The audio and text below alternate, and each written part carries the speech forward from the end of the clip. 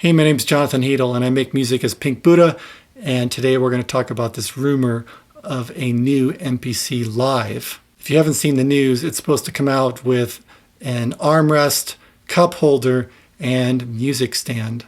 I'm joking about those things, although it does have an armrest on it, which I don't really understand the purpose of that. Like, come on, mkII, if you're going to make a new machine, what about improving the knobs or something else? Anyways, let's take a closer look at these two versions, zoom in a little bit, and see what we can't find out. Okay, full disclosure, I don't really like the MPC that much. I'm really an mkII Force user, and if you're interested in some tips and tricks about using the mkII Force, click on this link above here. I'm looking at this picture, and here are my initial thoughts. If we compare these two versions, I guess I see now that there is some glitch right there. These are probably the two inputs right here, and then the phono inputs, record volume, and the same amount of outputs here. They didn't seem like they changed very much. Definitely looks like some CV inputs. I do have to say I've always really liked the fact that the MPC Live has full-size MIDI inputs. I wish the Force had that. MPC-1 has that.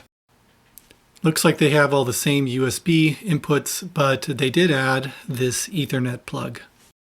And if we compare the top of these two versions, they look pretty similar. I see the same banks up here. They're a little closer together.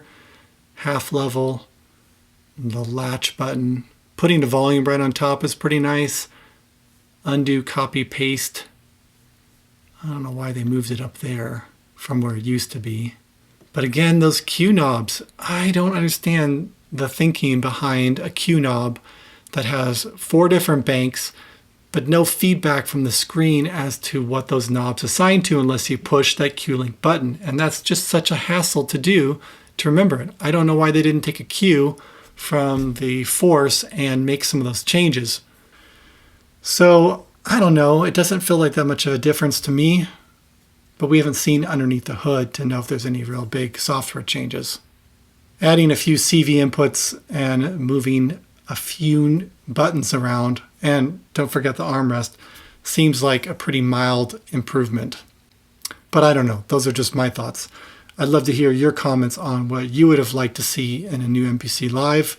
You can leave them in the comments below.